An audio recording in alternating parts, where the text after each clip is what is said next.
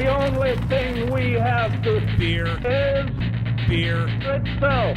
Beer. So many choices. Oh, we no function beer well without. Woohoo! Beer!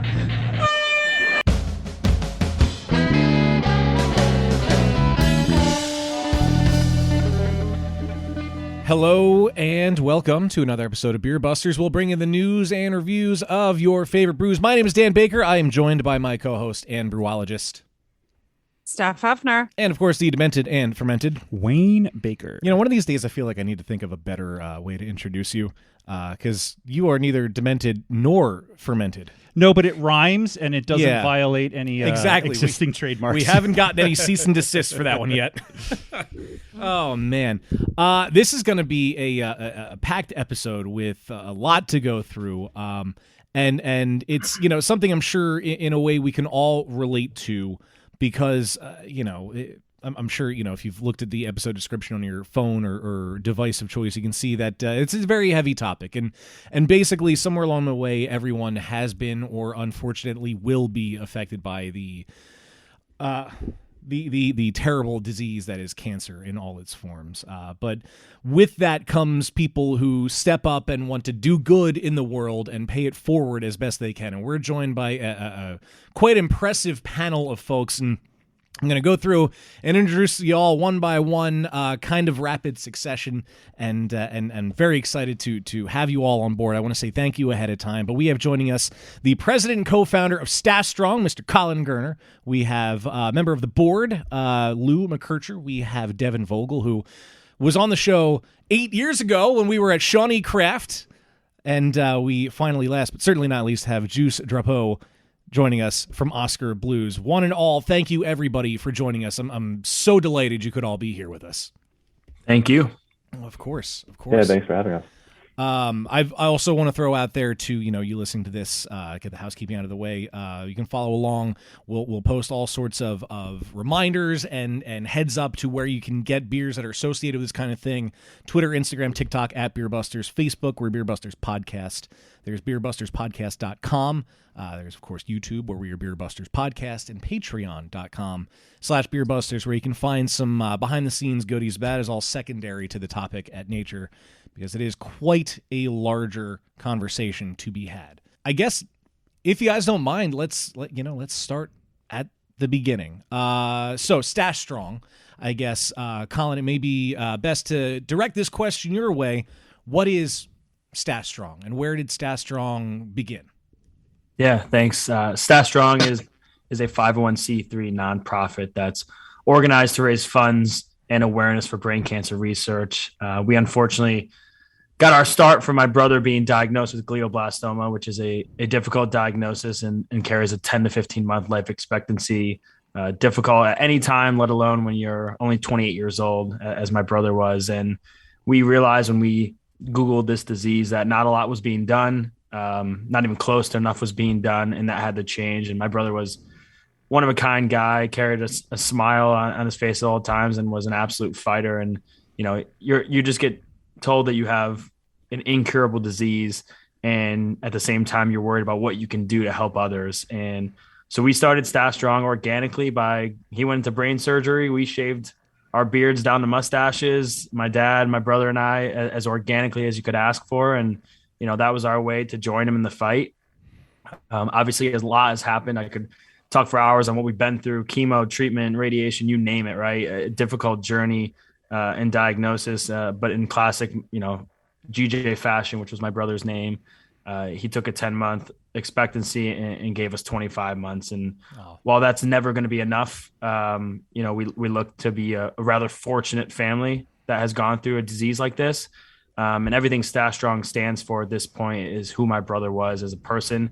And it's become a lot more than just our family story. We raised over $1.2 million last year in 2021 alone. We funded 10 clinical trials and research grants across the country.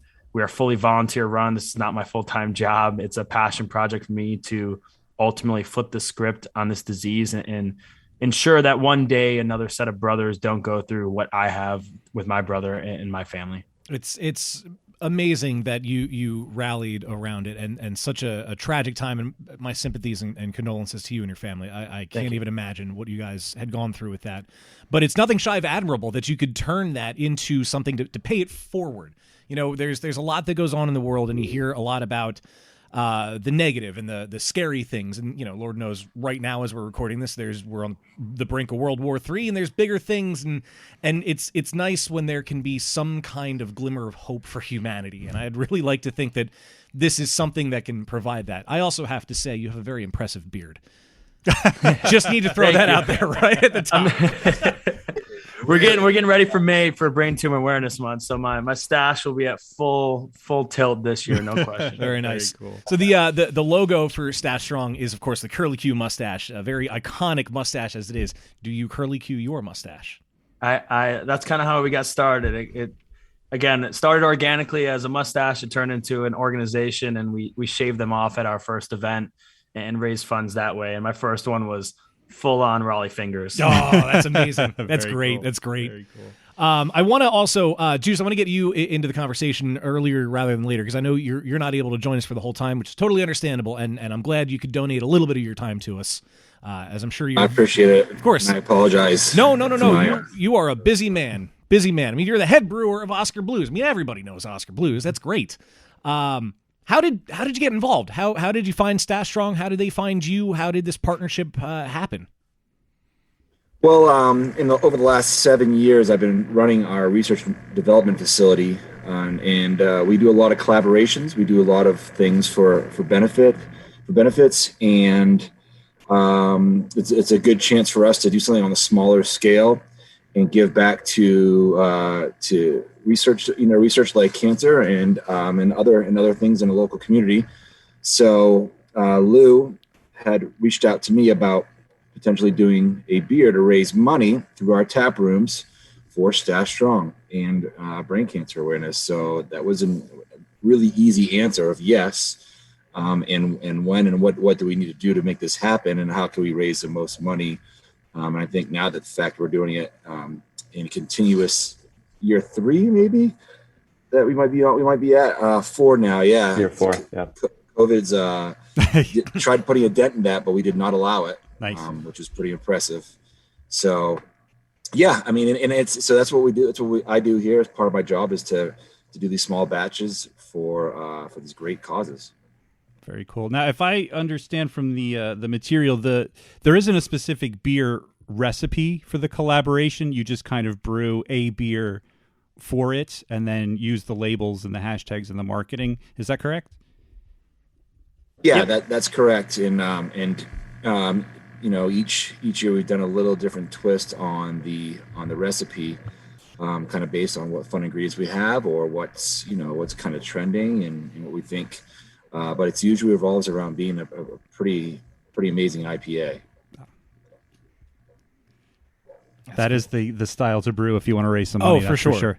And I have to admit, I'm no stranger to Oscar Blues beer. You have done my liver a lot of justice, and maybe not so much justice at times, depending on. But there's been a fair share of that that's passed through this liver.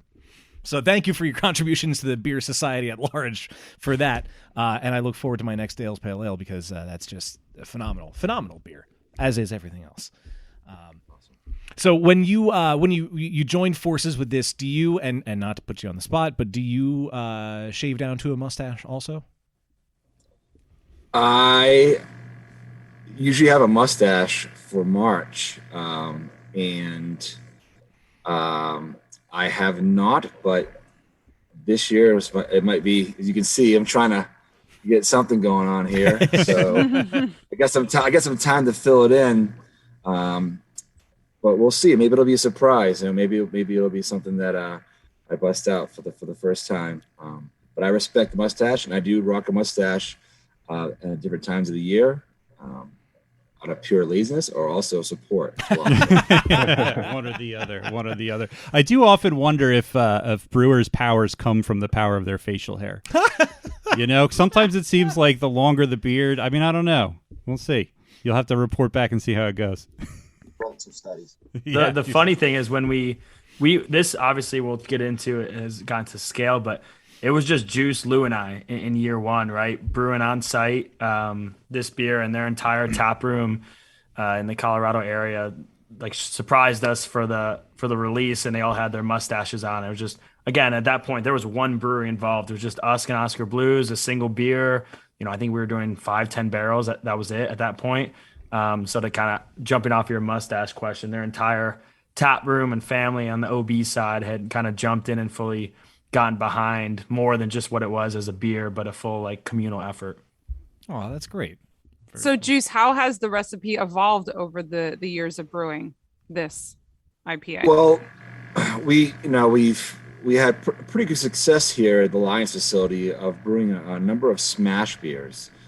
And if you don't think smash or stash doesn't roll off the tongue, then I don't know what else. I don't know what else does. So we used to take pride in trying new single malt varieties with new coming up hops. Some of the favorites that we had through our tap rooms. So we decided to kind of just combine that concept and do a smash for stash beer and feature a hop. Last year was featured from a local malt store, Root Shoot, up in Loveland, Colorado. They donated the malt.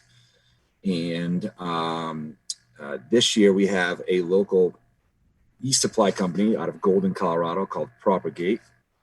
Actually, I did not plan to wear the shirt today, which is really weird. So, but I've been doing a lot of work with them in bringing in their yeast varieties to try out new types of IPAs. So I've settled on this London variation called Foggy, and it's a hazy, juicy New England style top cropping yeast, very silky, very smooth.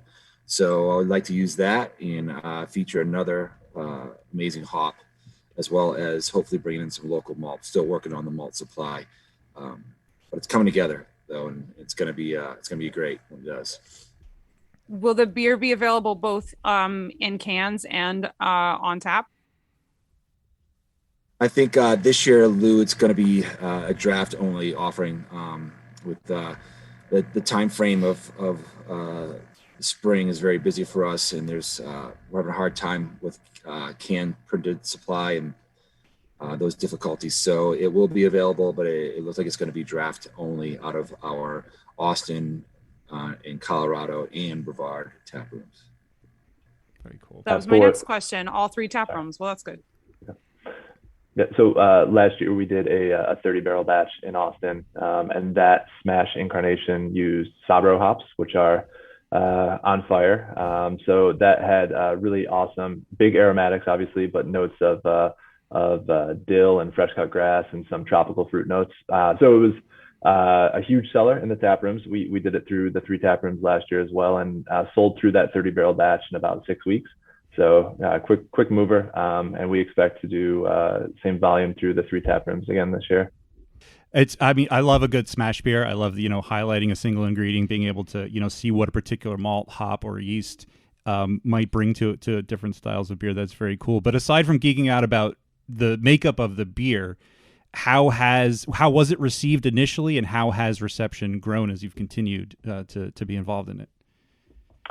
Yeah, so the very first year, we, Stash Strong was in its infancy, and we partnered with our tap room in Boulder, Colorado, to just do a fundraiser based off of an existing beer that we already had. There was no pre-designed beer for this month, but we just partnered with Stash Strong for Brain Cancer Awareness Month and had a super modest return that year. I think we raised around $2,000 that year, which is great, for a small tap room for 1 month. But it's really exploded since then. We have seen in subsequent years, people in the community are keeping an eye out for this beer when it's released every May.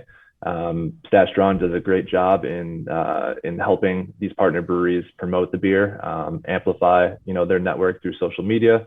Colin is always networking and out in the world, press releases. He was on The View as well. So there's a lot of exposure for Stash Strong. Unfortunately, that means that there's a lot of families across the country who've been impacted by this disease. But at the same time, it shows how huge of a support network we have for Stash Strong.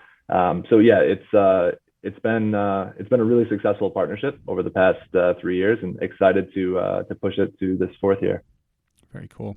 It's always it gives me such pride to, I mean, I'm sort of tangentially in the beer industry. I don't make beer, but it does give me such pride to see, just all the fundraising efforts that go on and all the collaborations that go on in the craft beer world. And for, a noble endeavor like this, it's the perfect industry to get people on board. And it's really cool to hear that it's been going well for years and continues to grow.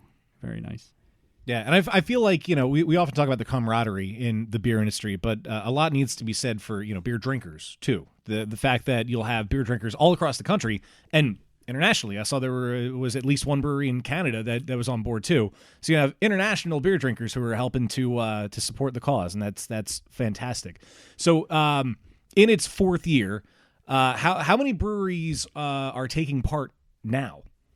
Yeah, so we had over 200 last year, and we're still in our outreach phase, finalizing that throughout March. We're at 177 as of this moment.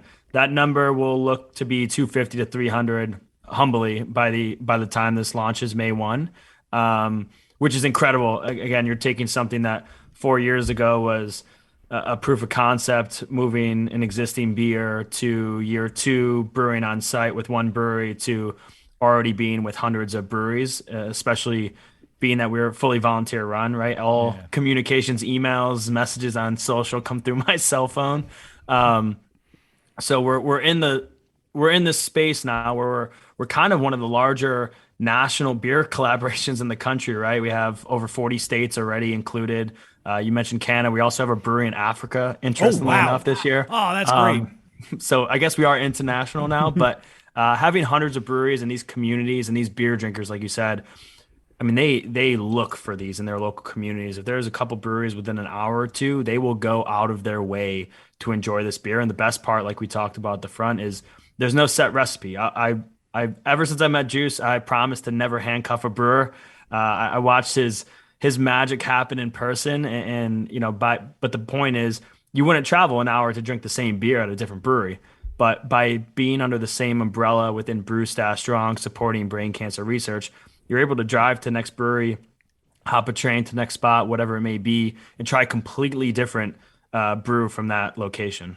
Yeah, and we over the past couple of years, we featured a lot of breweries that were taking part in the Black is Beautiful collaborations, and it was kind of along the same lines. There's no one specific style. There's a guideline per se of suggested style, but it's really cool to see what some of these places will do, and I'm excited to see what breweries will do to be part of this.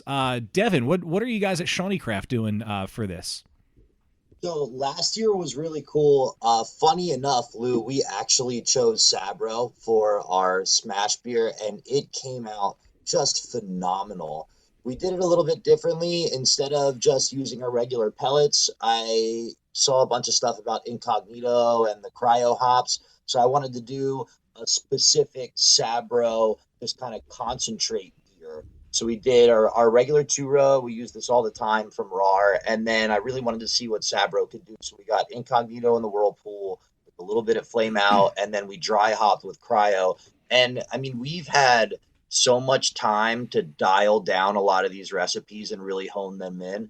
And I got to tell you, the support from the staff room, or from the tap room, and just the feedback we got, that beer was so interesting. It kind of blew everything else we were making out of the water. It was really, really good. So that's what we did last year.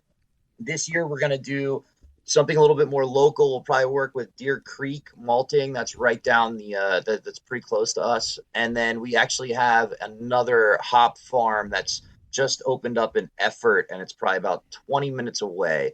So they're new. It's like their second year. They're pelletizing, and these are Pennsylvania-grown C hops. So I think we're going to try to do more of a like an old school kind of West Coasty IPA with stuff that's made as close as we can get it.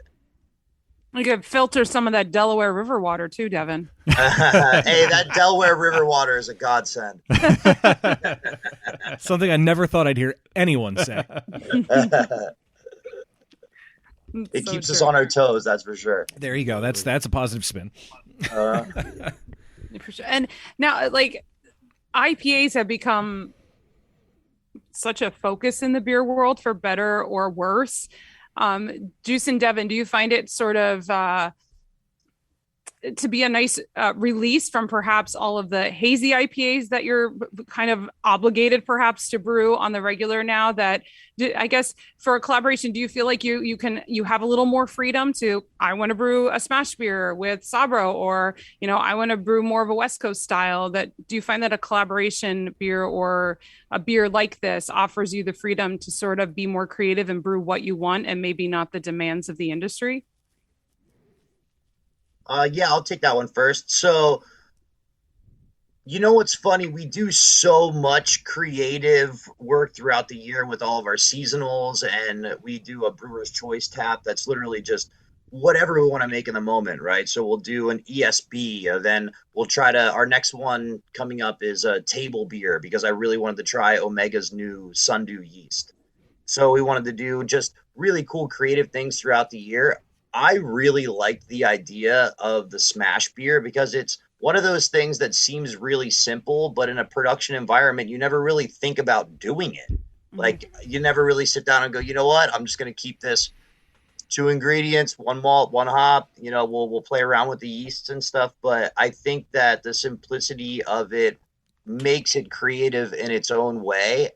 And we look forward to doing this. Like, we did one last year and it was such a big hit. We love drinking it. So I think we're going to follow on that path. Yeah, I mean, I agree too. And I think that another great thing about collaborations is getting an input from other people that have other types of special beer interests and flavor profiles and what they enjoy. And here in Oscar Blues, this facility, we do brew a lot of diverse styles. We try to, again, like Devin mentioned, is stick to some seasonality with our production, especially on the small scale. And but we always use smash beers to kind of see what these new age hops were doing, and we use them pretty aggressively as far as a pounds per barrel ratio, just to see what does Galaxy do when you use a lot of it, combined with a very simple malt, and hop, like what kind of hop flavors can you get out of a particular hop when it's not combined with others, because other hop combinations have different types of terpenes and different types of flavors and aromatics. So are you getting something from Citra if it's with Galaxy, or vice versa? Right. So it's really cool to see them be on their own. And Sabro is such a unique hop that we decided to use it as well, because it's just, I never really had a hop like that before that really imparts those types of aromas and flavors. So that is just fun to do on its own for sure. I know it was really well received on our part, and I bet your beer was really well received too, Devin. I also find that if you visit a tap room, people are more willing to order a beer or try a beer if they see that some sort of cause is attached to it. Like, oh, some of my money is going to go towards this cause. Yeah, I'll order it and try it. So I feel like the beer drinker is more willing to be a little adventurous if they know their money is going to something good.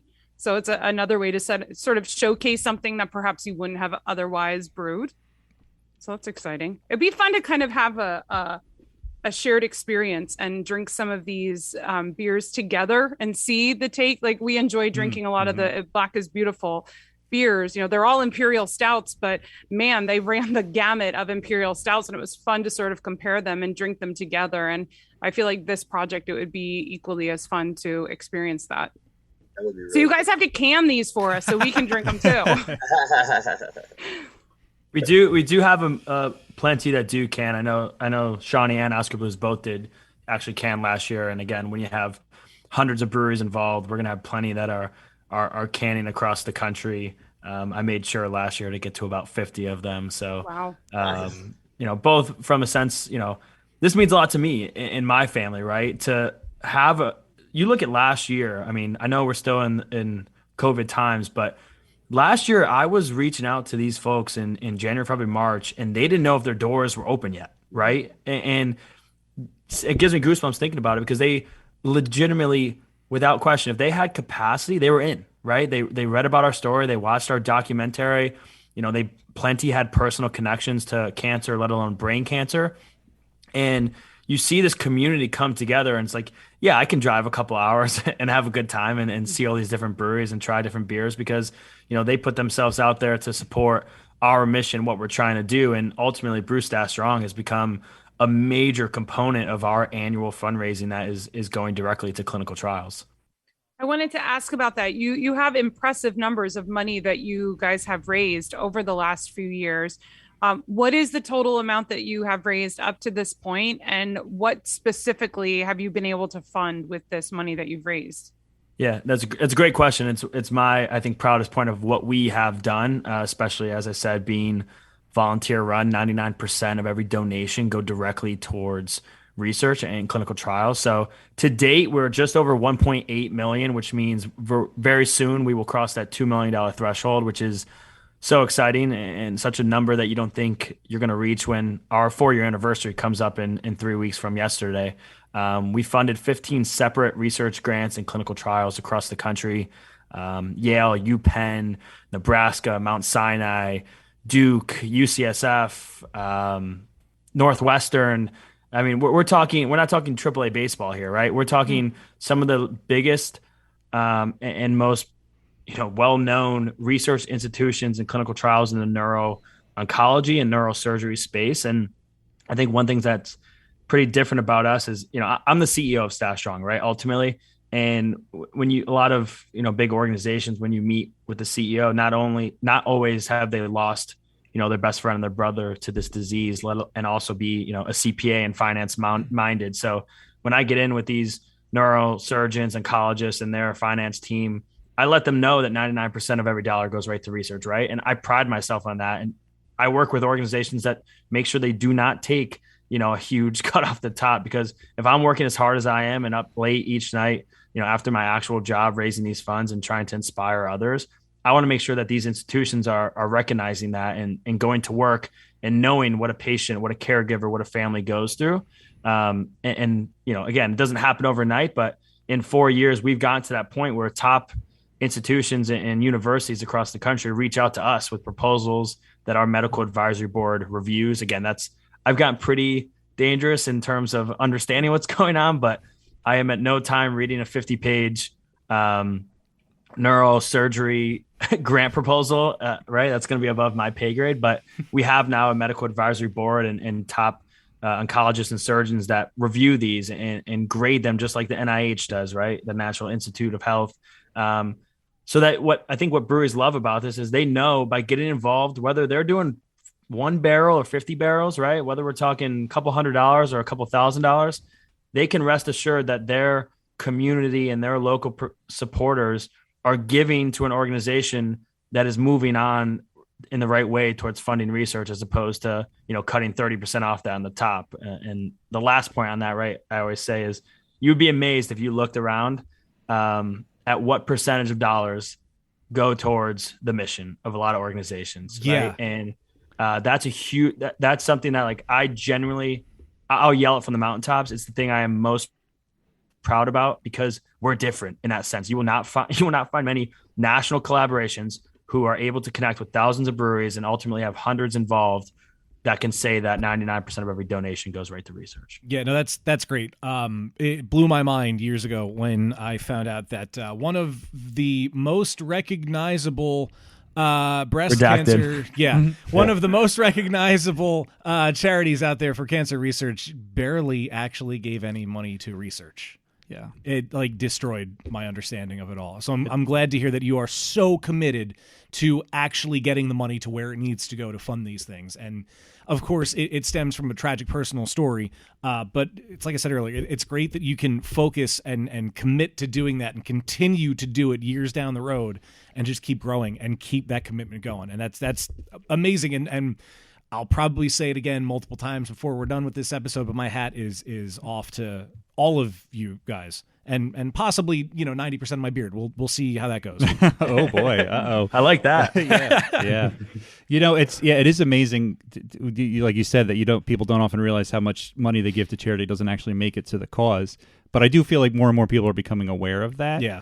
The other thing is there's often causes out there where money isn't necessarily the best thing for people to give, but this is a cause where it is, because that's what's needed. I mean, the research needs to be done, medical breakthroughs need to be and that research then has to be applied, and that costs money. And this is one of those situations where, medical research actually does need money more than anything else. So to that, I always say, like, my biggest point about what we're doing, sometimes people call this disease rare, and it's the wrong word, because anything that's 10,000 plus people die from every year is not rare. And another 15,000 are diagnosed, and those numbers are increasing every single year. And with those numbers, to hear that, if I told you before even knowing what we were talking about, 4 drugs or treatments have been FDA approved since 1920, wow, you would say, what the hell are we doing? Yeah. Right. And that has to change. And that's kind of where StacheStrong has entered in this campaign, specifically with so many breweries and brewers like Juice and Devin and Lou, who's also at OB, but an important board member for StacheStrong. That's how you get behind it. And that's how you build a community. And that's how we kind of flip the script on this disease. I can't do this alone. Right. and I couldn't do it with just one brewery. And now you look at this many, so many will reach out and be like, I can only do a 4-barrel batch. Right. And that's more than 0 barrels. And if there's a couple hundred doing that, we're going to make a big difference. Mm-hmm. Yeah, it's one of those things where even the tiniest contribution has a big impact down the road, and it's it might start small. I look at it like at Avalanche or however you might want to look at that allegory, but it starts small, but it will snowball. It will become a bigger thing, and that's proof right there. That's amazing. Juice, I feel bad. I know we're kind of past your hard out. If you have to roll, that is totally cool. If you're able to hang on, that's also cool. Whatever works for you. Yeah, I have a little bit of flexibility, so I'm gonna hang around for a little while longer. If anybody has anything for me, I'm be glad to talk about it. Awesome. Yeah. Well, in that case, with Oscar Blues being a part of it, and I guess really from the ground up, it seems like. Have you been part of getting other breweries involved, or have other brewers come to you to like collaborate and bounce ideas off of it? I would imagine you kind of are the beer sounding board for the whole thing. Put that on your business card. Yes. Yeah, podcaster who stumbled for words has your job title. Yeah, it's a lot cooler when it says already, I think. So I haven't had a lot of direct contact with breweries. Lou's kind of been taking the lead as far as the like Oscar Blues liaison. And he and I have constant communication about process stuff. He knows all the beers that I am creating out of this facility and what ideas I have in mind. So, but he's done a really good job at being the organizer and reach out to a lot of other breweries. I do have a few breweries up my sleeve that aren't on the list, so I'm gonna reach out to them because I haven't asked for a favor. I gave everybody some space over the last 2 COVID years, but now it's time to now it's time to roll the sleeves up a little bit, But yeah, Lou's been a great job at really just taking the lead on communicating those things to the breweries and bringing them in. Awesome. So Lou, what's involved in reaching out to potential brewery partners with this? Is it just like you find a name, you try their beer, you say, hey, this is cool, and you also have a good mission statement, or do you have like how does that roll? Hey, this is a really a grassroots thing. When you are allocating resources as a brewery, obviously you want to stay local whenever possible. These are local businesses entrenched in the community. So that dollar for dollar impact that Colin was talking about earlier is a huge hook for getting a brewery to commit to something larger and national, like StacheStrong. But breweries are inundated with, kind of cold call emails on a regular basis for funds, sponsorships, et cetera. So it honestly is just going into a tap room, having a beer, supporting a local business, talking to the bartenders, talking to the tap room manager, making a connection. Colin always says if he can get 5 minutes of FaceTime, he can convince anybody to join on to this thing because, the story speaks for itself. All the stuff we've mentioned so far is pretty persuasive. And Colin's a charismatic guy. So basically it's just touching base with these breweries in each of the local markets that we're in and making a connection and then going from there. And, to give a brewer another excuse to get into the play shop and come up with some mad scientist thing is, it's better than punching widgets. Widgets pay bills, but this is kind of the fun aspect of the brewing process, right? So I honestly think it's a win across the board. And Devin mentioned earlier that their beer was very popular in the tap room with the employees. I think that's a huge component of it as well. Taproom employees are selling core beer all day, every day. When one of these projects comes in and there's an anecdote behind there and some specific selling point, they're going to jump behind that and really push it to the public. So it's a synergistic effect between brewers getting excited about it, the taproom staff being excited about it, building some momentum year over year with consumers knowing to expect these things as well. So it's a great process once it gets rolling. Yeah, it doesn't sound like a hard sell at all. It sounds like a pretty easy thing to want to be on board for.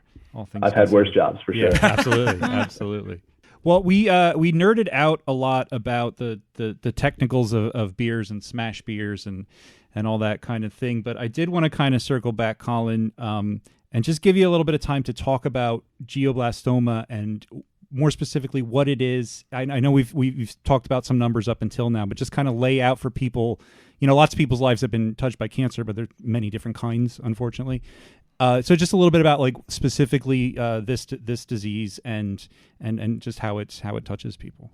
Yeah, appreciate that. And glioblastoma, we call it GBM. It's called glioblastoma multiforme, which is why it's so difficult, because it's multiform, and the DNA characteristics of this tumor, you can have 100 different mutations within the same tumor. So you can understand why our brain is already obviously the center of everything we do. The blood-brain barrier is the most difficult thing to cross. And that's why we've had such difficulty in terms of a scientific approach of defeating and finding a cure. But ultimately, this disease is currently incurable. It is the primary adult tumor. So and in the brain tumor world, it's not a stage 4, it's grade 4. So glioblastoma is always grade 4, which means it's always the worst. There's no worse, you can't have a less GBM. You can really just, all you can have is meaning it has more mutations and difficulties in terms of that multiform aspect, but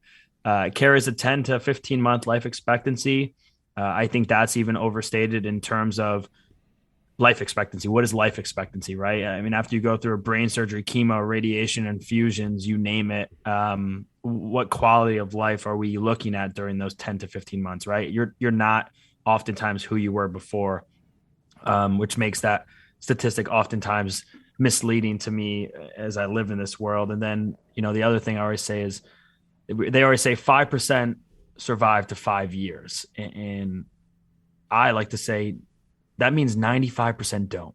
And if you're going to tell me when you're, there's not many things you're diagnosed with where 95% of those that are diagnosed will not see the 5-year mark. And those that do, I know plenty who have, right? A handful, 5.5, right? We're not talking the rest of your life. You're never in remission. There's no 5 years out and this thing's not around. It is known to have tentacles. It's known to sit and be dormant. And sometimes you can't see it even after a near full resection. And that's what makes it dangerous, because these individuals, brain cancer across the board is terrible, but glioblastoma patients are living scan to scan, and they're celebrating something we call no evidence of disease, that simply says on an MRI, we can't see it, right? We can't see what's going on right now. And then in my brother's instance, right, 14 months in, he had a recurrence. It went from like the size of a dime to the size of a golf ball and a half in 4 days, right? A pre-MRI for a surgery. And you're sitting, again, my brother was 29 at this point. I'm 26, we're with our family and our sister, and you're preparing for like a minorly invasive procedure. And next thing you know, as you get that MRI preparing for it, you're going into full-blown surgery number 2 on the other side of your brain. And the neurosurgeon, who's part of our board and a big part of our family, you sit down and you say, there's a chance you can't walk again after this. There's a chance you can't speak after this. And you're looking at your brother across the room, who you should have an entire life ahead of with. And he's like, let's do it. Right. Let's go through. I want to be better. And that's what so many of these individuals who go through this, they're fighting. I mean, they are fighting with everything they got, and there's no silver bullet. And that's what's the most difficult thing about what I do. It's because I grow very close with so many families and patients across the country, across the globe at this point, who are going through this. And the reality is right now in a year, they won't be here, right? For the majority of those going through. And that's a very difficult thing to swallow, but it's something that I'll never accept. And my brother never accepted.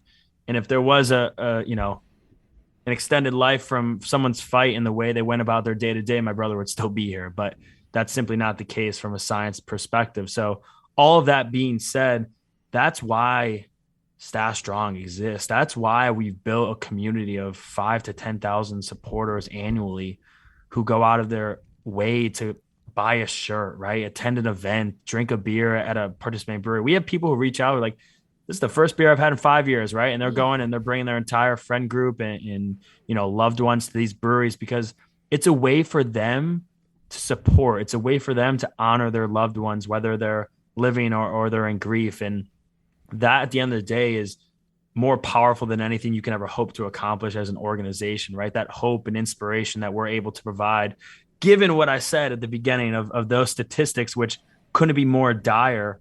That's kind of what I always say is the Stash Strong difference. And ultimately it's only because of those fighters and supporters and families who are finally coming out of that, corner that I feel like we've hidden in for so long to say, okay, I've gone through this. I've lost a loved one to this. I'm not going to accept that. And I think once you get to that point and you start to weaponize people with knowledge and ways to support and give back, you start to turn the tide on fighting back against this disease.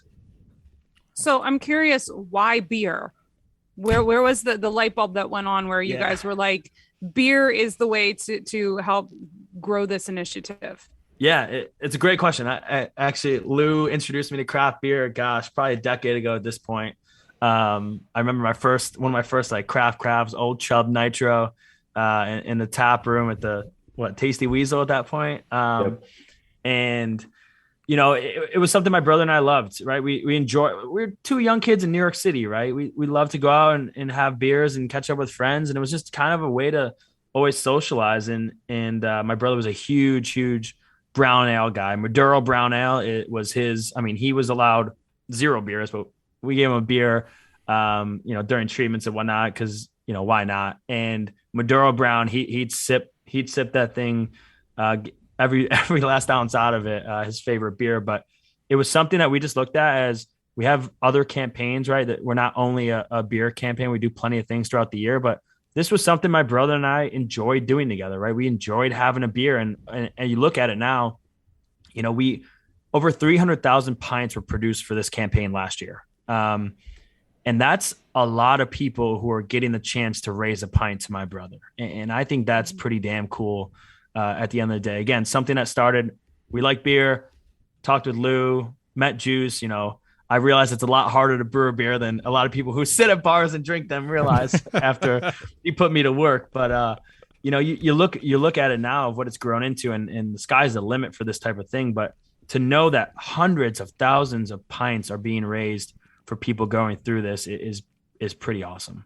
It's incredibly touching and inspiring, and I'm not gonna lie, I find myself tearing up a little bit while you're talking about it, because it's just so powerful, especially when you put it in terms of that means there's 300,000 people who are raising a glass to your brother and to other people that are affected by this. That's huge. I hadn't looked at it that way, and it's such a wonderful perspective, and God willing, that number grows. And it sounds like it will, especially if you're expecting 250 to 300 breweries to be part of it for this time around for the campaign. And I'm sure it's going to grow for next year and the year after.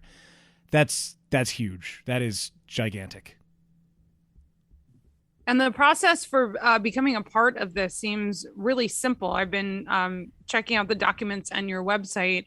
A brewery basically just needs to commit to brewing beer, and you guys have a kit prepared for them with all the press materials, and breweries donate $1 of each pint sold to the cause. And it seems pretty simple. Juice and Devin, am I simplifying it? Is that true? Is it just that simple? Oh, I mean, they made it super easy for us to be a part of it. And all of the logos, everything was just, it's so well done. It's just really, really organized. I mean, so for our little community, we had, and I mean, we're small, right? We're located in a small town, Shawnee on Delaware.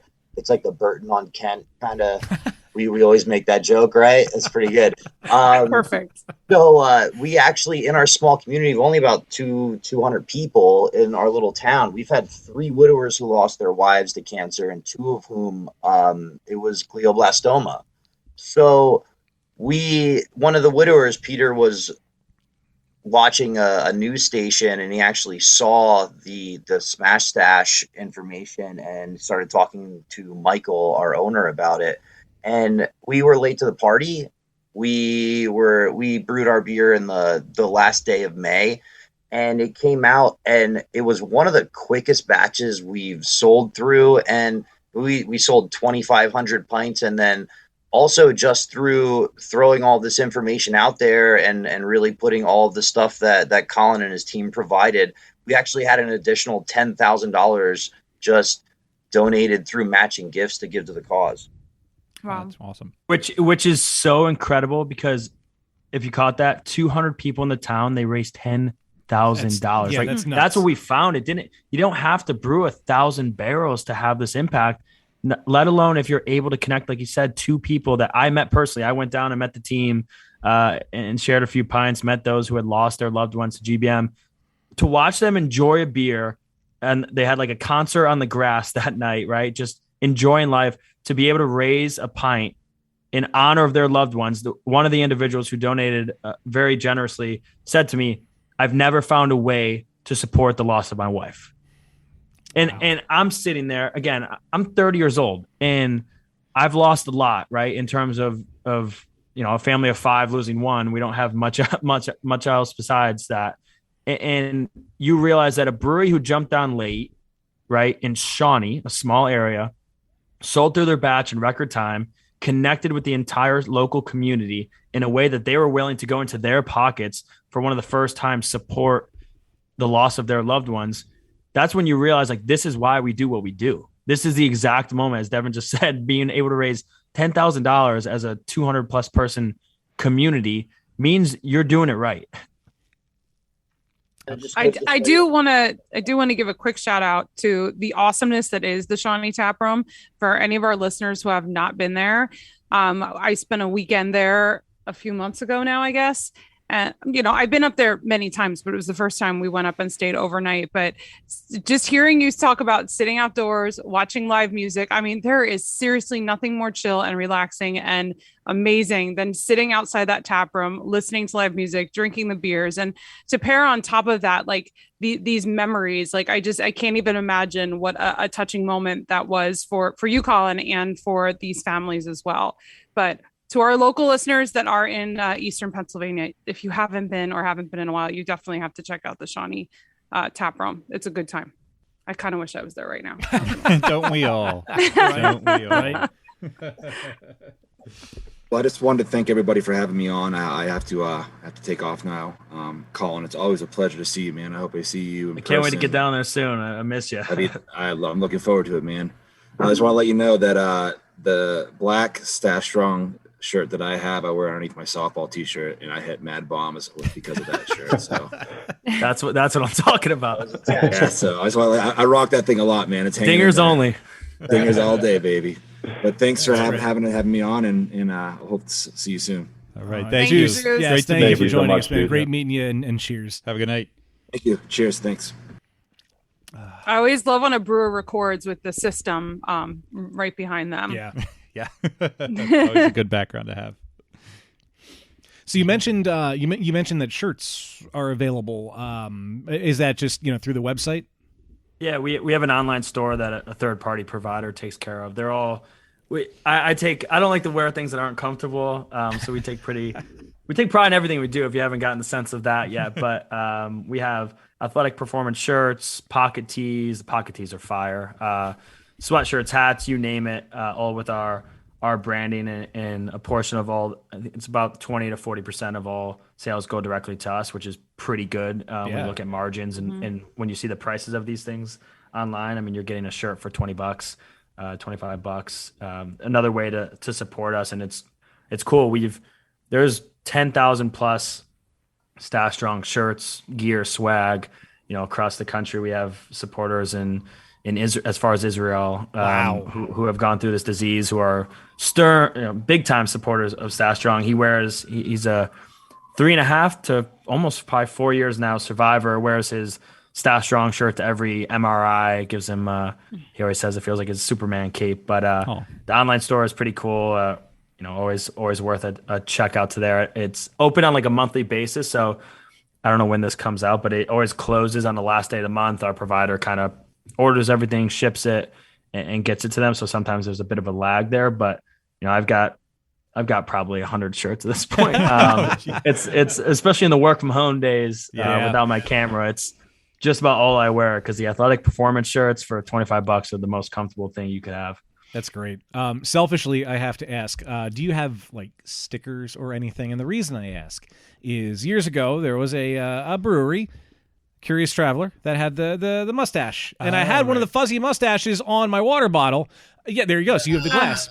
Yeah, I had one of the fuzzy mustaches on a water bottle, and it was a knockoff Hydro Flask. Like, it was cheap, and it did its job for a couple of months. But the thing stopped keeping water cold anymore, so I don't use it anymore. I want one of those stickers. And they don't exist anymore, but this would be a great way for me to get another one and to support. Got you. There it is. That's Nice. great. That's awesome. There it is. I'll send some in the mail tomorrow your way. Oh, you don't have to do that. Thank you. Our stickers were donated, so Okay. Cool. All right. Cool. we actually last year shipped. I personally wrote. Again, the funny thing about this is, we thought. I was doing a lot of work to lift this off, but we thought we'd have 30 breweries last year, get our training wheels on from a scalability standpoint. And we started with 200 instead. So I had started to, ship like a handwritten note and a couple stickers and a mask at the time, a couple masks because of all tap rooms basically having that enacted still. And it ended up being 205 shipments where I was just writing out addresses nonstop. So we're not going to be shipping them this year as, again, we focus on all our funds going directly to research, but we do have some stickers left. I'll make sure to get to you. Oh, thank you. I appreciate that. Everybody loves stickers. That's true. It's true. There's been a mustache-shaped sticker void in my life, so this is big. Yeah, this is big for me. But honestly, I'm gonna order a shirt too because this is great. I have way too many T-shirts and I don't wear all of them, but I appreciate, like you, things that are comfortable, and I'll know that this is going towards a good cause, and that's great. And of course, I'm going to seek out the beer and try to get it as many places as I can. So you said you're expecting to have roughly 250 to 300 breweries on board this time around. The list that's on the website now is very impressive. Some of the names. Yeah, that's last year's list still. Right, We're right. actually.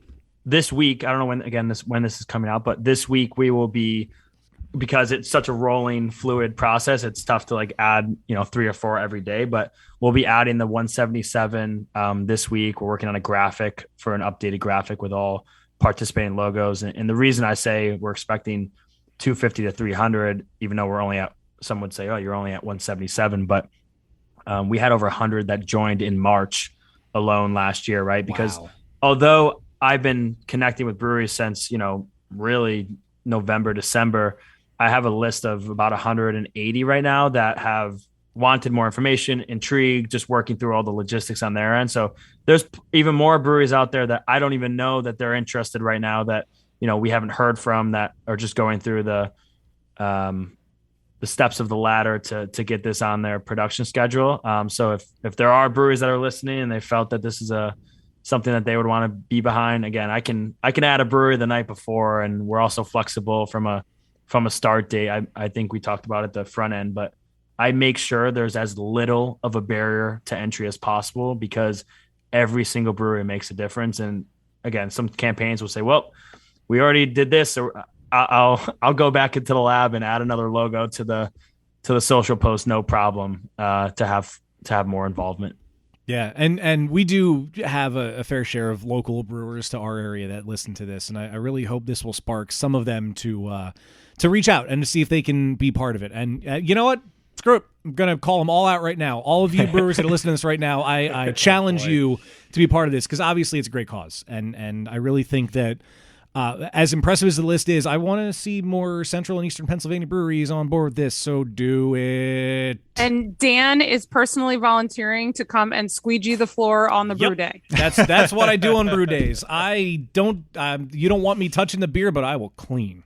Well, that's mostly brewing.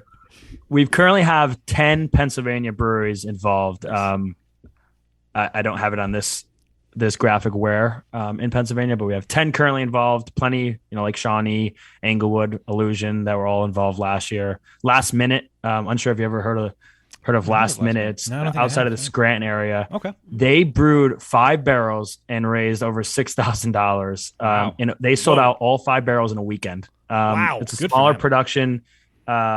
It's kind of his side job and passion. There's has become a really good family friend because they've also lost their daughter to this disease, and they brewed a beer in her memory, with Stash Strong, and that brewery, Last Minute, they make good stuff, small batch, so it comes and goes. It's out of like a, not a garage, but a smaller enclosure, right? We're not talking a campus, but they're an awesome partner as well in the Pennsylvania area. Awesome. I'll have to check them out. I guess I have to mention everyone at this point, but Bluestone, Broken Goblin, Groove, Broken Goblin, Levity, Mount Gretna, them too. and then I don't know I'm going to mispronounce this possibly, but Aristice Craft Brewing. Looks like Aristotle, but it's Aristaeus. Oh, Aristice. I don't know that one. I don't think I'm familiar with that one either. They're the 10th as of right now. Very cool. Very cool. Well, there's no lack of cool breweries right. in PA run by cool people.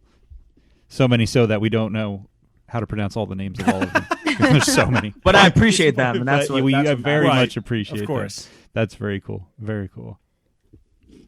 Is anyone drinking anything? Okay. I feel like it's a beer podcast. We should be drinking, right? Yeah, Dan and I think Steph, you have the same beer we coordinated before everybody else jumped on the call. I didn't have any Shawnee Craft in the fridge, so I pulled out St. Boniface. They have this is the new anniversary hegemony, and this year no bottles. It is a can, and it's orange, right? Yeah, the anniversary orange edition. Ooh. So Dane would be sad if we didn't properly call it Anniver 11ery. Mm-hmm. This would be.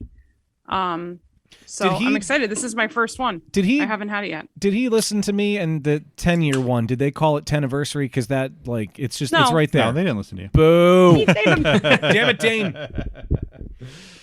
I'm waiting for Dane to email me tomorrow to join. Yeah, man. Yeah. He owes us one. Yeah. I'm sure the folks over there would be down. Yeah. I don't want to speak for them, but this seems we don't like something they'd be. We don't want to make any promises for anyone, but you heard it here first. St. Boniface. No. But very cool. No, but I feel like we would not be proper podcasters if we did not drink this year's hegemony anniversary release on the podcast. I think this is our 9th year. This is their 11th year. So that means, I don't know. I think they started doing the anniversary hegemonies like at year 5. I'm sure our listeners are probably correcting me because they've been on the show so many times.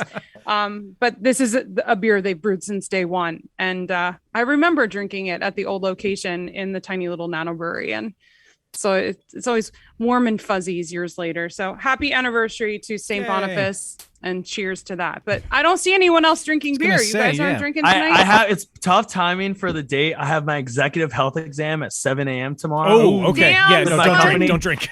Yeah, and they were like, there's 2 things they told me not to do, and it was drink and caffeine for accurate readings on my annual executive health exam. So my company wouldn't be too happy if, but I promise I'll have a few this weekend. Wow, good luck with that.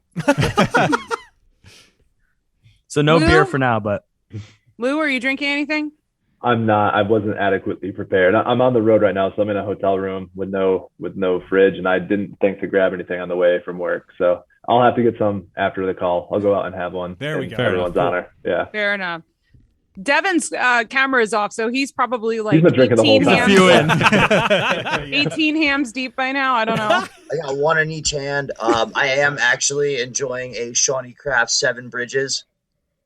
It is delicious. And actually, after the Smash for Stash beer, I was just so blown away by that Sabro hop. We actually started incorporating it into our amber ale, and it adds this nice little coconut kind of nuance to it.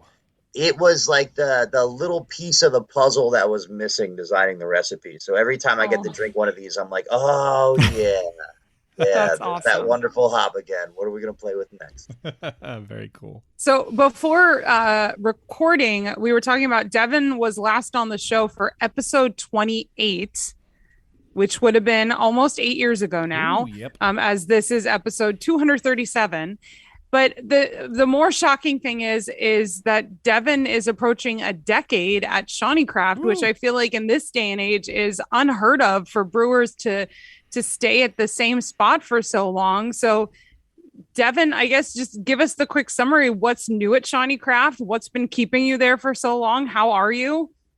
Oh, well, I am absolutely wonderful. It does say a lot about the company that they have. You know, it's a very small operation, right? And again, I've been there for a decade. I absolutely love the place. The community's great. I mean, the owners are awesome. It's a family-run golf resort. There's a brewery on premise. There's axe throwing and river trips and restaurants. It's just this big, beautiful, wonderful property that every time I turn my car into, I'm like, I don't know. It would be tough to work somewhere else. But so we have a couple new things coming out. We have a Schwartz beer, which is one of those cool styles that we've honestly made so many things that have been like the cool, new, hot styles that we're circling back to things that we just never gave a try. We're like, all right, so we haven't made a Schwartz beer before. We haven't made an ESB before. We haven't made, just a standard West Coast style pale ale. So we have all these really cool things coming up in the mix. We just released our Brettanomyces fermented barrel aged Cabernet sour that we call Higher Ground for a very good reason, because the Delaware, being that godsend that I told you about earlier, decided to flood us. Oh no. And we wound up in a situation where we had about a foot and a half of water in the brewery, right? We had to string up our kettle off the ground. We had to rig it and lift it about 5 feet just to keep the propane torch and all the insulation and stuff at the bottom of it safe. We had to fill the water. We had to fill the tanks with water, make sure everything was under positive pressure. And then we had these barrels, right? So we have this stainless steel sour beer aging program. It goes in there for about a year, and then we use that to fill barrels. We pitch new beer into it, and we allow that culture to take it over again.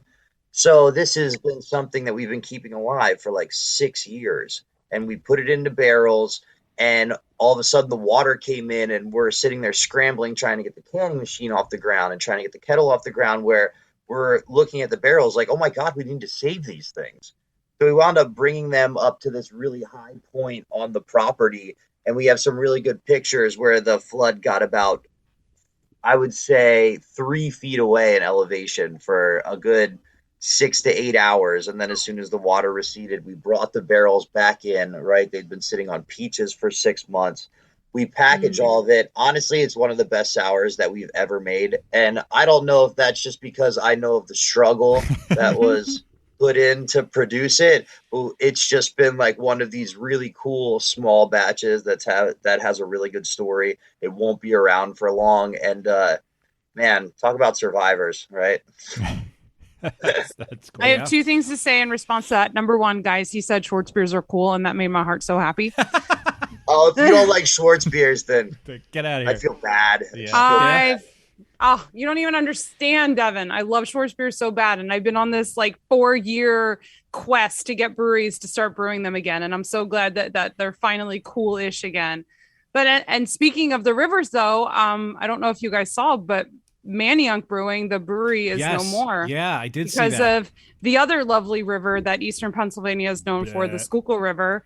Sort of the last flood just put the nail in the coffin for the brewery, and it's very sad because we have a lot of amazing beer friends, including Mike LaRosa and Mark Graves, that we got to know through Manayunk and, go on their journeys with them and become really good friends with them. So RIP Manayunk Brewery. The restaurant will stay and remain, and they have a really cool event space upstairs, but I'm really, really sad that the brewery is going to be no more. Yeah, that is a shame.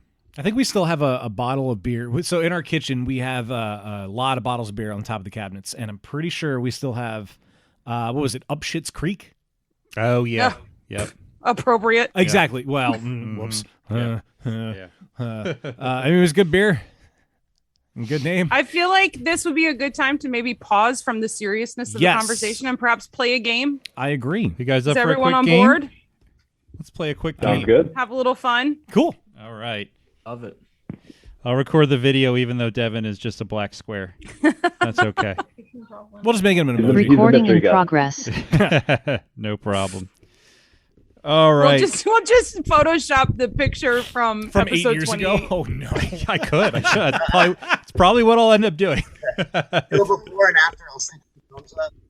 Yeah. Devin, he looks the same. He just ages hasn't perfectly. Changed. Hasn't changed. Well, you've been warned. Turns out the Delaware is the fountain of youth. Yes. They do have a spa there at the golf resort, so Ooh. We got everything. Sounds like it. Cheers, Internet, and welcome to Happy Fun Time Games, the podcast trivia segment that either needs no or doesn't deserve an introduction. We are joined today by a slew of awesome guests. We have Colin Gerner, Lou McKercher, and Devin Vogel from StacheStrong and Shawnee Craft, respectively. If you've been listening to the episode, you know which one's from which. If you're watching this on YouTube, their names will be on the screen. You'll figure it out. But thank you all for joining us. They will be competing against each other and my co-hosts, Dan and Steph, for a pat on the back and a dismissive attaboy in Happy Fun Time Games. And today, we are playing Libation or Fabrication. Surprise, surprise, surprise. So for those of you who don't know, this is a game where I will tell you the name of something, and you have to tell me whether that is the name of a real beer or something I just made up. And all the real beers from today's game come from BeerDabbler.com's Beer in Review 2021, which featured staff picks for best beer names of the year. Beer Dabbler is a beer event host, merchandise retailer, and online magazine for craft beer in Minnesota. They are not a sponsor. I just wanted to be fair and give them a shout out. Fun fact, we played Libation or Fabrication in episode 28. Of course we did. We played every 10 episodes. It's like 8 Libation or Fabrication, 1 Weird in My Beer, and every so often a bad beer reviews. Kind of the breakdown. It's true. Somebody out there probably has a spreadsheet. But let's get on with the game, beginning with Dan. To my left, tell me, is this real or is it fake? This beer is called Extra Special, but not especially bitter. No. Oh, Okay. I love it. I'm going to say fake.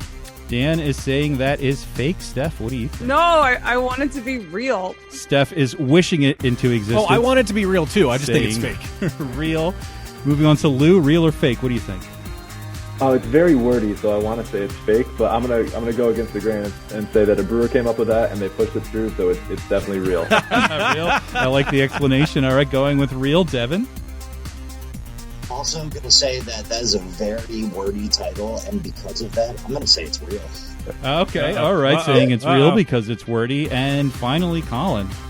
I'm going to go fake then. I'm going to go fake on this one. Right. All right, fake for no other reason than bucking the trend. A good strategy because that one is fake. Yes. Can you believe it? Now, I did find that phrase in the description for a real beer, the boringly named English Style ESB from Peddler Brewing Company in Seattle. But if brewers want people to give this style a shot, which I would like them to do because it's one of my favorites, you're going to have to put those reassurances right in the name. But yeah, it's better. Most breweries will just say, I'm not naming it an ESB because they don't want people to think it's bitter. Instead, insert the wordy, the beer name and then educate. That's what I'm saying. Just call it Extra Special B. Let people decide what B is. That could get dangerous. Yeah. Juice actually brewed an ESB in the Longmont tap room recently. I think it's on right now, and it's called Wooden Nickels, which is a great callback to every dive bar we've ever been to, small local dive bar. So it's cranking in the tap room right now. Nice. Awesome. I love to see English styles on draft. That is cool. But moving on to our next beer of the game, and Steph is up to guess first on this one. This beer is called For Heaven's Cake. Real. Steph is saying that is real, Lou.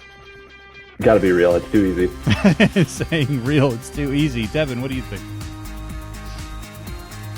Pastry stout. Sorry, you got cut off at the beginning. You're saying it's real and it's a pastry stout. Oh yeah, that's my guess right there. All right, maybe a bonus point in for you. We'll find out. Colin? I'm gonna be against the grain in this game. I'm going fake. Going fake again. Somebody's got to do it. Sometimes just giving the same answer for every question isn't a bad strategy. That's true. That's true. And we're wrapping it up finally with Dan for Heaven's Cake, real or fake. I mean, I'm going to say real, and I also figured it was a pastry stout. Well, Colin, you were brave, and you were the only one who was wrong, because it is, in fact, real. For Heaven's Cake is not a pastry stout either. Man. So, good guess, though. It is a pink-hued strawberry angel food cake sour ale. Ew. No. I'm just reading the words, man. Comes from Junkyard Brewing Company in Moorhead, Minnesota. It was brewed with 200 pounds of fresh baked angel food cake, sweet strawberries, whipped cream, and finished with a batch of slightly toasted almonds. Such a waste of cake. Yeah, they say the end result is a beautifully balanced sour with a creamy, smooth mouthfeel. So, not a pastry stout. Moving on to our next beer of the game, and we have come to Lou to guess first on this one. Our next beer, is it real, is it fake? It is called Enthusiastically Naive. That is a great name. Feel like that's a description for my life, but I'm gonna say that is fake. All right, saying that is fake, Devin. Also gonna go ahead and say it. All right, another fake from Devin. Colin? See, this is tough because I actually was going to say it was real, but now I look like I'm just trying to bomb everything. But I'm going to go real. Gotta go real? All right, going real. To hell with the doubters. Dan? I'm going to say fake. Dan saying fake. And finally, Steph. Oh, I think it's real. Steph saying it is real. She and Colin are correct. It is, all right. in fact, real. It's a 2-year barrel-aged sour ale from Ursa Minor Brewing, which is in Duluth, Minnesota. That is a participating BrewStacheStrong brewery. Hey, oh, there you right. go. Shout out. They say And the home of the USA curling team, which we had some shout-outs from the Olympics. The Olympics posted about Stash Strong. One of the Olympics, Matt Hamilton, is a huge Stash Strong supporter. He's been wearing our gear on all of his USA Today and interviews, but I know that one actually pretty well. Oh, that's awesome. Great. Well, that's cool. I love when I didn't know the beer name. I promise. Yeah, that's fine. Even if you did, I love when the game intersects with like real things that our guests have experience with. That's awesome. I also tell me that curlers drink beer. That's crazy. I know. Who'd have thought, right? They do more of that than curling. I also want to shout out because I really enjoyed the way they describe the beer. They say a vibrant culture of fantastic microbiological organisms have worked together with time to create this robust and complex brew for you to enjoy. Also, it pairs well with sunny days. So very cool. Sounds like a great beer and sounds like an awesome brewery. We are on to beer number 4, and we have come to Devin to guess first on this one. Almost lost track. Our next beer, is it real, is it fake? This one is called NFT, Nice Funky Taste. No. When it's just a no. All right, that is. I'm going to take that as a fake. Colin, what do you think? I'm going to go real. NFT, that's the buzzword. I feel like some brewery somewhere threw a little NFT in there. It is buzzy, but was it a podcaster who wanted to be buzzy, or was it a brewer? That's fair. I don't know you well enough yet. Dan? I'm going to say fake because you said these were 2021, and I know NFTs were last year. They started last year, but I don't think people would have properly made fun of them until 2022. 2022 is 2 months old. All right, that's your. That could have gotten approved in January. Have you been watching South Park? Your final answer. Actually, no. Steph. What? Say the whole beer name again. NFT, nice funky taste.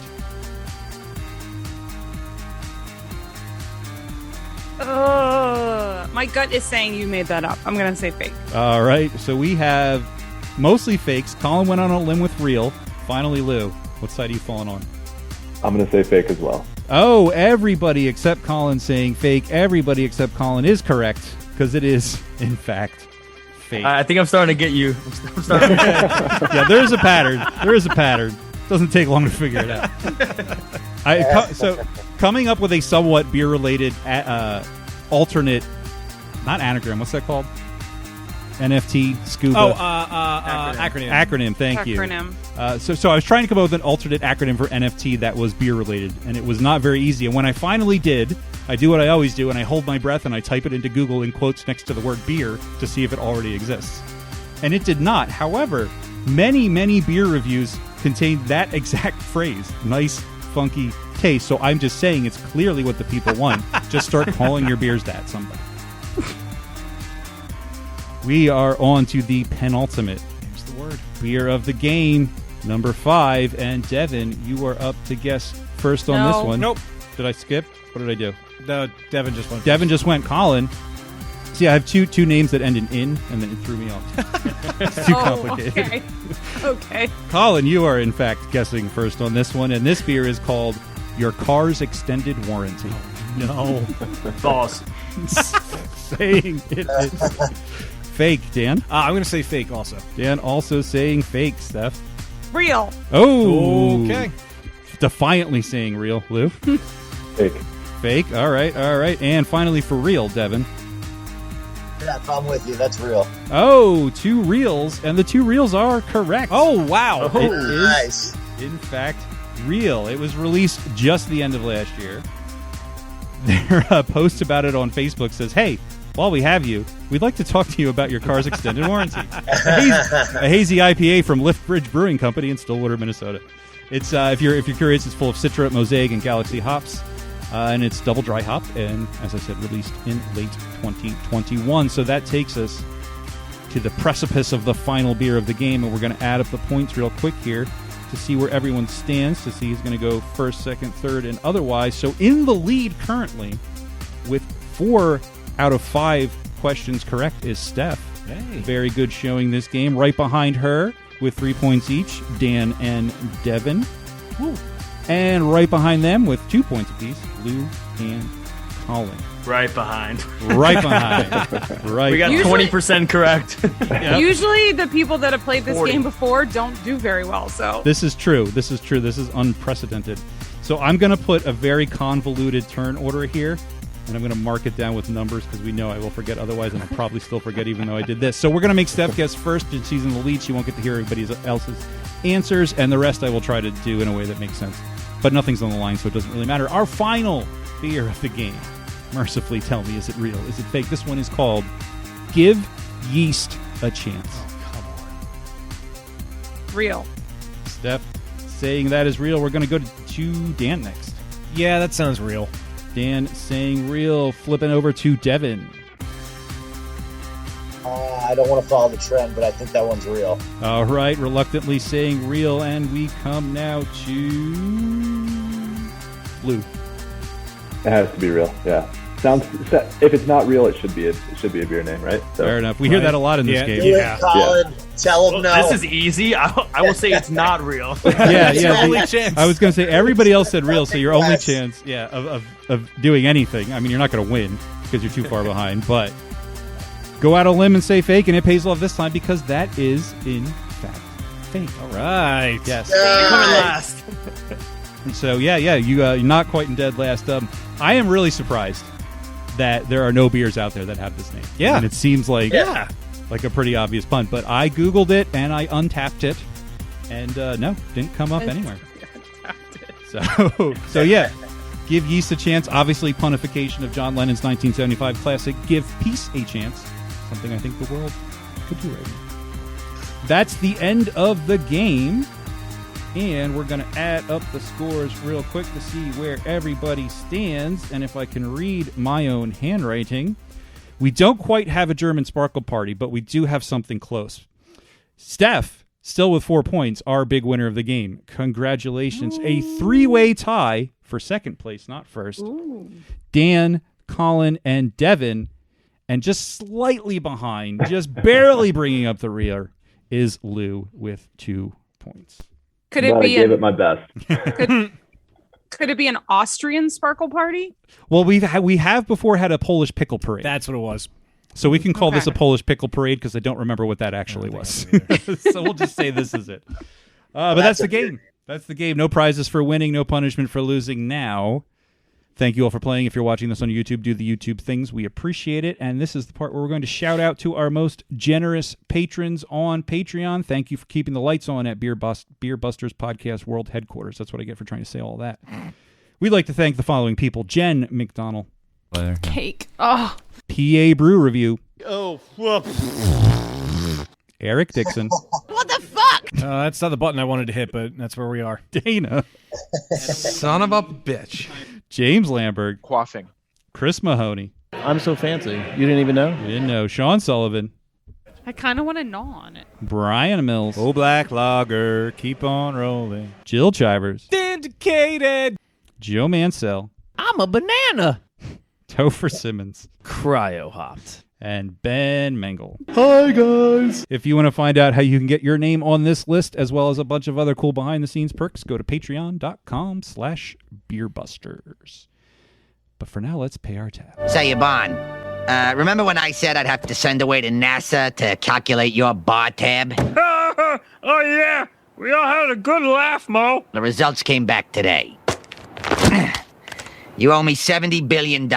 Cheers to you out there in Beer Busters land. I want to tell you about the good people at Brooklyn Brew Shop. They've been empowering the kitchen curious since 2009. Their beer-making kits are compact, attractive, and easy to use, keeping the most space-strapped brewers in mind. You get to use the same ingredients at home as world-class craft breweries. There's no extract, no sugar powders, just grain, hops, yeast, and depending on the beer, some other fun and exotic spices. And they also have a new series called Farm Steady, which is do-it-yourself food kits like cheese, baking, fermentation, foraging, and more. And this encourages people to revel in the kitchen by savoring foods they would never imagine making at home, like bagels and cream cheese or soft pretzels with beer cheese, Italian cheeses, and kraut as well. And they even have hard cider, wine, and sparkling wine kits too. Moo's excited about it too. Each kit comes with everything you need to make your professional quality beer at home. And if you visit bit.ly/beerbustersbrooklyn, you get to enjoy fast and free shipping on orders over $59. That is bit.ly/beerbustersbrooklyn for free and fast shipping on orders over $59 from Brooklyn Brew Shop. Colin, I'm looking over the notes. Is there anything big that we're missing that we want to make sure we talk about before we wrap things up? I don't think so. My brain's fried, to be honest. I hear you. I work for PwC and I recently joined our charitable foundation, and we're responding to everything in Ukraine. And we've basically been on like a 72-hour bender of every bit of information and how we can fund what's going on. So I think that's everything. The main call for me really is obviously anyone who listens. I think especially with your guys' audience, right? Beer drinkers, they have the ability to go to their favorite breweries, local breweries, and just mention this in our media kits online. It's going to be easier to point to. We've had a lot of success in how we've grown so quickly from supporters and beer drinkers ultimately connecting us with those breweries. It's never too late to join is really my only other thing. I don't know, Lou, if you had any. I think that's a really great point, because this has touched so many of us. Like my one grandfather passed away from a brain tumor, and I think there's so many of us that are connected to this. So if you do have a local brewery that you love to drink their beer, or you're a regular, why not mention it? It definitely can't hurt. Have you heard of this? I think it's definitely an easy thing to be a part of. And it's a great way just to get the word out and start the conversation. Brain cancer is not like a thing that we usually all talk about. And there's many other big topics that we're all talking about. And just starting the conversation. And couldn't agree more. Yeah. Starting the conversation. That's such a big piece of everything we do, that term brain cancer was like. So this is a question that I have for you. So what are some warning signs? Like, are there things that if someone is experiencing certain symptoms, or they know that a loved one is, like, at one point, should a conversation be started with a healthcare professional? I think that's one of the most difficult things about this. There's no screening and, yearly checkups. You don't get MRIs in your brain. Right. In my brother's case, at brunch, hadn't even had a sip yet and had a seizure, right? Like fully knocked out. Ambulance, woke up in the hospital. Seizures are common. Eventually it just hits right on that part of your brain, and that causes a seizure. Oftentimes you'll notice, what's the word? Like a limp arm or leg, or just something's not working the way it should. Vision is a big piece. Oftentimes different individuals I talk to notice that their vision all of a sudden just, the thing though is you usually know pretty quick, and headaches are the most difficult because people have headaches, have migraines, and oftentimes doctors will just be like, you have a migraine, you have a headache, like whatever. And they won't do a CAT scan or an MRI. And then when they do, they see a mass on someone's brain. You don't miss a tumor oftentimes. If you do an MRI or CAT scan, you're not missing it, right? It's there. Yeah. The severity and size can always differ, but I think that's the most difficult part about this is there's oftentimes not something that you're like, oh man, I noticed that 4 months ago. Like if you notice something 4 months ago with a brain tumor, I call yourself lucky in terms of a lot worse could have happened. Normally what occurs sends you pretty quickly to a doctor or a hospital. It's so tough because so many other forms of cancer, especially, there's things that we can do to be preventative. We can, have certain tests done on a regular basis and see doctors. But this is something like you said, you notice a severe symptom and then all of a sudden you're just on this really fast ride. It's tricky. Usually, when it's too late in terms of you couldn't have done anything differently, but when you end up in the hospital. And for my brother, for his situation, they didn't originally think it was GBM because it was so there was a cyst around it and it looked controlled. And they told us that thing could have been grown in there for 1.5 years plus, right? And that's wild to think about because, like, legitimately, you could look back and no issues, right? I mean, high flying manager at a client service firm, one of the biggest in the globe in New York City, working 70 hours, doing well with no idea that this was in his brain until he had a seizure, right? There wasn't even a point that we could look back and be like, oh yeah, I started to forget things. And I just was like, oh, I'm 28 or whatever the case may be. So that might be the most difficult thing about this is your life changes in the flick of a switch, honestly, when it is discovered. Wow. Well, hopefully efforts like Stash Strong will start to change that and start to make it something that can be screened for, something that can be prevented, ultimately treated, hopefully.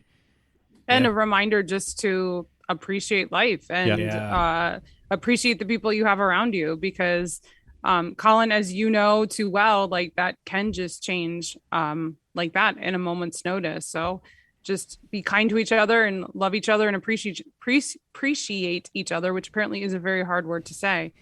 But it's a good point. And I feel like the last, we went through this 4 years ago to start. Our 2 years ended when my brother passed, and 4 months later we looked at COVID. So it's been a weird 4 years for us, but I do think COVID, while it's been terrible for a lot of people, has reminded people, we always call it our new normal in the brain cancer space and glioblastoma. And all of a sudden this new normal was a sense of describing what was going on. But a lot of people, in a period of time got a taste of that. Luckily, COVID is slowing down. I think we're going to be past that soon enough, but brain cancer isn't going away. And those new normals are going to start again for families and tomorrow, yesterday. And we want to make sure that we start to change that narrative through our efforts. And, again, I can't say it enough times. If there can be a day when I know that a set of brothers learned that their brother had GBM and they had an option and a viable treatment option, a silver bullet, if you may, that gave them new hope, gave them a new life, a new lease on life, I will be able to say that we did our job. It will never be worth it. I always get asked that, right? Obviously, like, no one would think it'd be worth it, but I miss them every day. But I promise I will not let that loss go in vain. And we will do everything in our power at Stash Strong, everything in our power at other similar organizations across the US to make sure that doesn't happen. And to our listeners, if you are motivated to do so, check out stashstrong.org. There is a place there where you can just make a straight donation. There is also a very impressive collection of apparel that you can check out. And be sure to search the hashtag BrewStacheStrong in order to check out the breweries that are participating in the 2022 brew, and look for the beer on May 1st. You guys are also all over social media at Stash Strong. Follow. I love the pictures from the Olympics. I was looking on your Instagram page. That is super awesome. If your local breweries aren't participating, it doesn't hurt to mention it and at least start a conversation. Of course, don't forget to check out Shawnee Craft Brewing and the amazing things that Devin and his crew are doing there. And of course, Oscar Blues, which we have long time loved their beers as well. And anyone reach out, anyone else, if you have an awesome local brewery that's participating, let us know. Where should we go? And I wouldn't mind driving a few hours to try a few of these beers. Yeah. That's for sure. Yeah, same. Definitely. Yeah. We have promised to get out to Pittsburgh to like 5 people recently. Yeah, and I really want to hold you to that because I think we would have a good time. Yeah. A beer busters minication I feel like is long overdue. I'm in. Let's do it. Let's absolutely do it. I agree. This was enlightening, inspiring, heartwarming, and everything. And I can't thank you guys enough for joining us, Colin, Lou, Devin, and of course Juice, who had to leave earlier. Amazing work. I'd say keep up the good work, but I know you're going to, and you're going to keep fighting the good fight. And it's like you said, Colin, it's never necessarily worth it per se, but it's nice that you can put hope out there. You can give people a chance at something. You can get those clinical trials going. It's wonderful. Kudos to you for doing it. Kudos to all of you for being involved. And thank you, of course, for joining us tonight.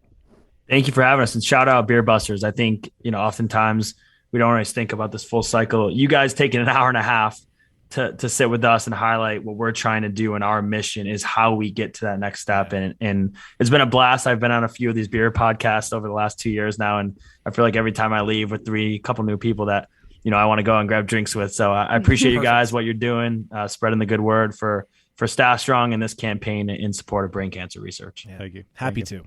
Thank you for joining us. I think, unfortunately, that does bring us to the end of another episode of Beer Busters. Certainly visit stashstrong.org. Support the breweries that are doing it, the list of breweries that I'm sure will come down the road very, very shortly. Like Steph said, like we said earlier, if you have a local brewery that you think would be interested in this, start the conversation with them. You can follow along, of course, at Beer Busters on everything. We'll post updates as such. Well, my name is Dan Baker. I am joined by my co-host and brewologist, Steph Hefner, and the demented and fermented Wayne Baker. Remember, this particular go-around, no squids were harmed in the making of this episode. We'll see you next time.